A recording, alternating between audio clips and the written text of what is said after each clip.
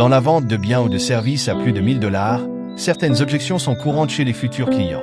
Voici les 7 objections les plus fréquentes et des conseils pour les contrer afin de réussir vos ventes. N'oublie pas de t'abonner pour ne manquer aucun conseil et technique pour t'aider à faire croître ton activité d'affaires. 1. C'est trop cher. Objection. Le prix est souvent la première barrière dans une vente importante, surtout quand il dépasse un certain seuil psychologique. Réponse. Ne réduisez pas immédiatement le prix. Concentrez-vous sur la valeur que votre produit ou service apporte. Expliquez en quoi il résout un problème précis ou comment il est un investissement à long terme. Par exemple, si vous vendez un service de formation à 1500 $, insistez sur les bénéfices à long terme. Cette formation vous permet d'acquérir des compétences qui vous rapporteront bien plus que ce que vous investissez aujourd'hui. Offrez des études de cas ou des témoignages de clients satisfaits pour renforcer la crédibilité. 2. Je dois y réfléchir. Objection. Cela peut souvent signifier que le client hésite sur la décision finale, mais ne veut pas le dire directement.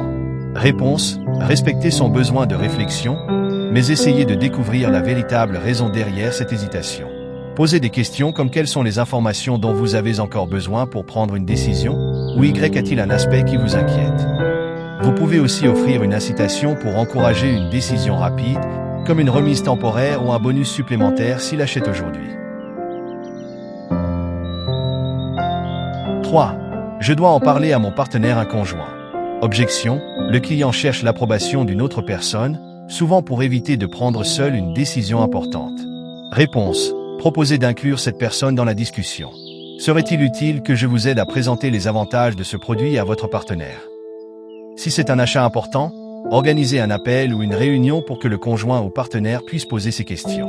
Cela montre que vous êtes là pour aider à clarifier toute inquiétude.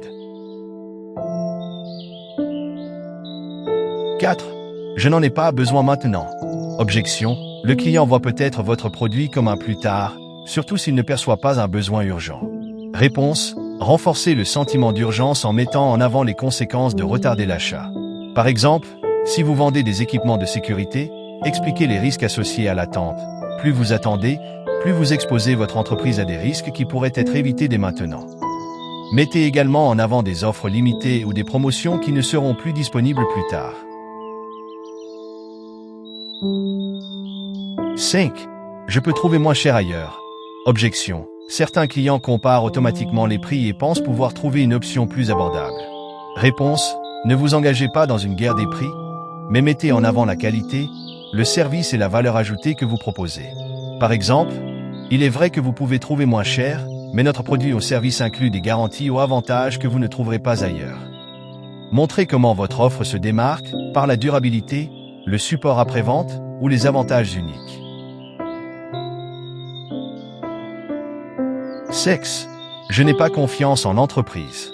Objection. Le client doute de votre entreprise, surtout si le montant est élevé et qu'il a peur d'être déçu ou de prendre un risque. Réponse. Renforcez la confiance en partageant des témoignages, des études de cas et des preuves sociales. Si possible, offrez une garantie de remboursement ou une période d'essai. Nos clients bénéficient d'une garantie satisfait ou remboursée, car nous sommes confiants dans la qualité de notre service. Plus vous donnerez de preuves que vous êtes une entreprise fiable, plus le client sera rassuré. 7. Je n'ai pas le budget. Objection. Ce client pourrait avoir de véritables contraintes financières, ou bien il pense que l'achat n'est pas une priorité budgétaire pour le moment. Réponse. Proposez des options de paiement échelonnées ou des financements.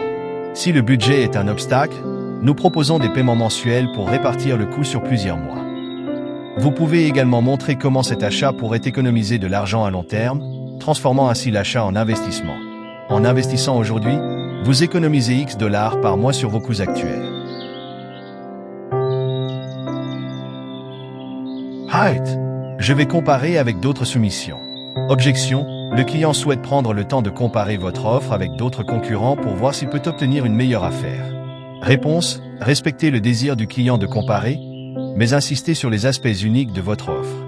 Demandez-lui sur quoi il basera sa décision afin de mieux comprendre ses critères. Répondez par une phrase comme « Je comprends tout à fait que vous souhaitiez comparer.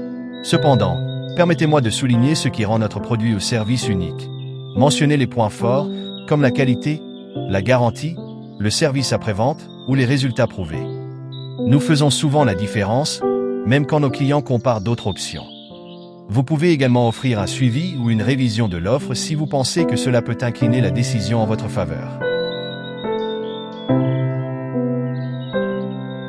Proposez une valeur ajoutée claire, tout en rassurant le client sur la fiabilité et la solidité de votre offre, aide à se distinguer dans un processus de comparaison.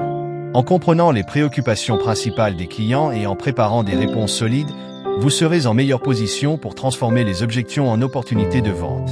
La clé est d'écouter attentivement et de répondre à chaque objection avec des solutions qui mettent en avant la valeur et la confiance dans votre produit ou service.